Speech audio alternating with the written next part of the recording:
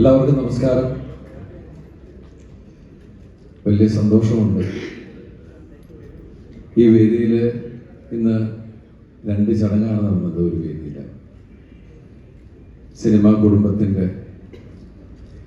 സന്തോഷകരമായ ഒരു മുഹൂർത്തം. അതിലൊന്ന് പവി കെയർടേക്കറിൻ്റെ ലോഞ്ചാണ്, ഓഡിയോ ലോഞ്ചാണ്. അതുപോലെ തന്നെ പ്രധാനപ്പെട്ട ഒന്ന്, മലയാള സിനിമയിലെ തിയേറ്റർ അസോസിയേഷൻ്റെ പുതിയ ഒരു സംരംഭം, ഒരു നന്മയുടെ സംരംഭം തന്നെ പറയാം. കാരണം വെച്ചിട്ടുണ്ടെങ്കിൽ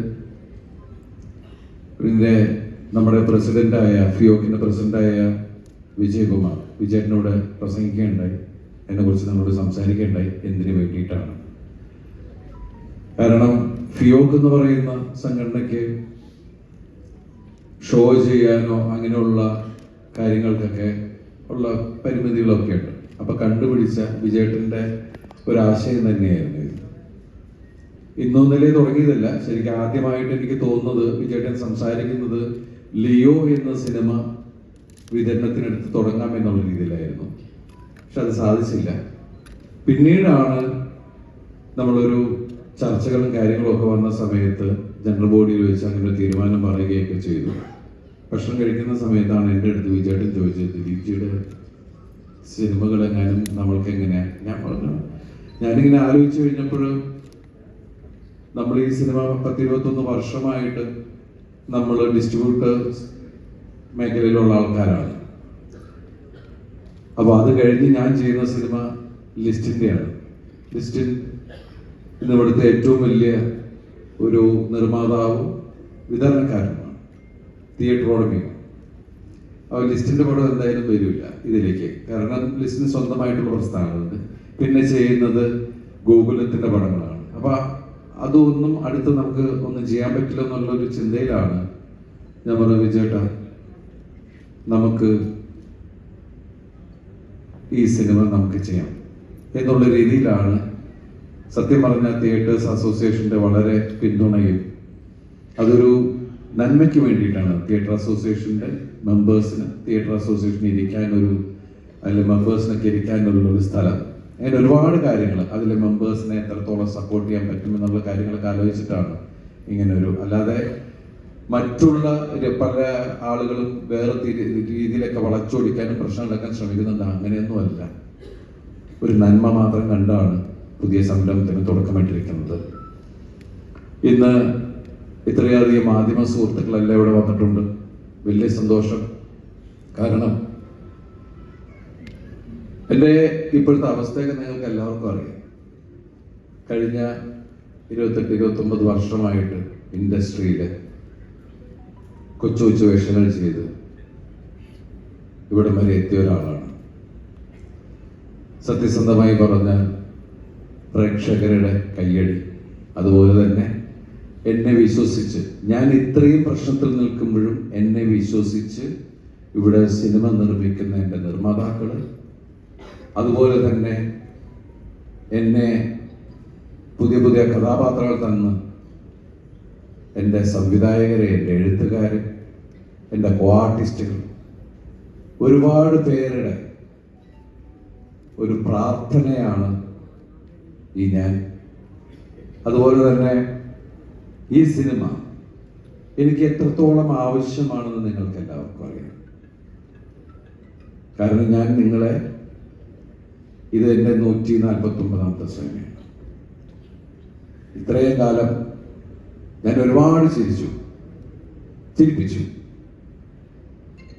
കഴിഞ്ഞ കുറച്ച് കാലമായിട്ട് ഞാൻ ദിവസം കരഞ്ഞുകൊണ്ടിരിക്കുന്ന ഒരാളാണ്.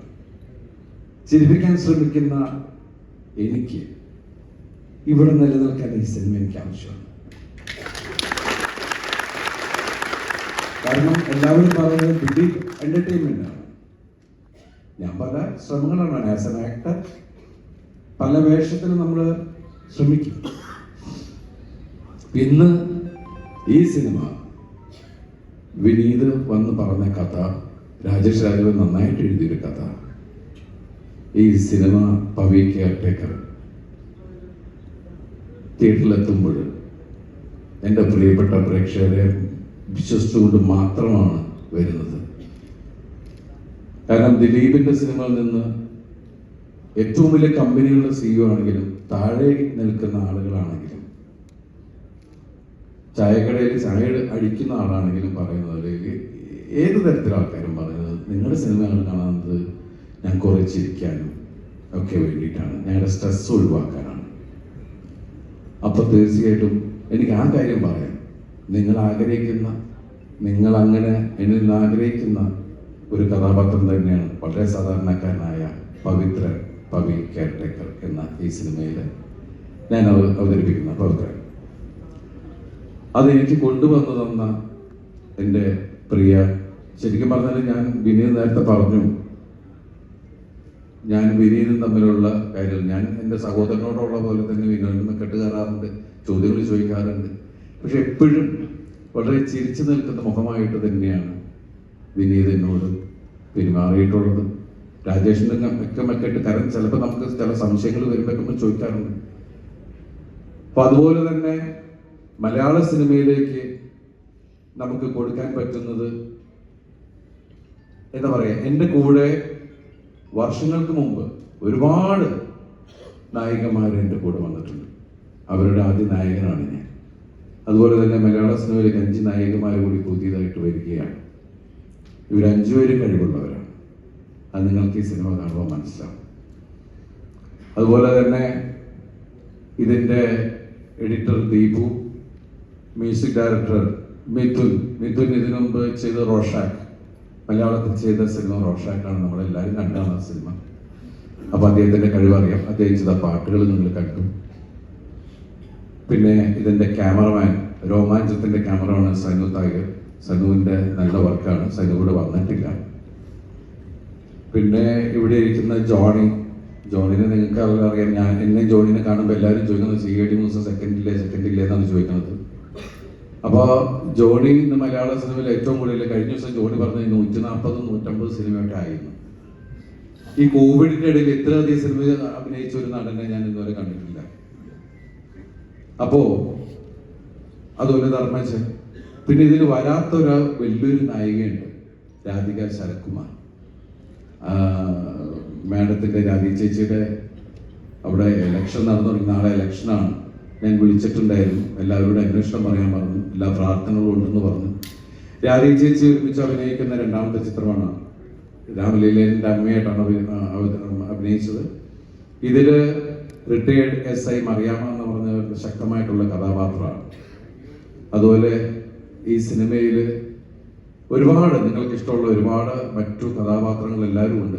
നിങ്ങൾക്ക് എല്ലാവരും ഇഷ്ടമാകുന്ന ഒരു സിനിമ തന്നെയായിരിക്കും. ഈ വേദിയിൽ എന്താ പറയാ, ഇവിടെ വന്നിരിക്കുന്ന എല്ലാവരോടും അത്രയധികം നന്ദിയും കടപ്പാടും അറിയിക്കുന്നു. ഈ സിനിമ 26 നിങ്ങൾ തിയേറ്ററിൽ തന്നെ പോയി കാണുക. ഇത് ശരിക്കും എൻ്റെയും ആവശ്യമാണ്. ഫിയോക്ക് എന്ന് പറഞ്ഞ സംഘടന ആദ്യമായിട്ട് സംരംഭത്തിലേക്ക് ഇറങ്ങുമ്പോൾ പൂർണ്ണമായിട്ടുള്ള പിന്തുണയും ഞങ്ങൾക്ക് എല്ലാവർക്കും ആവശ്യമാണ്.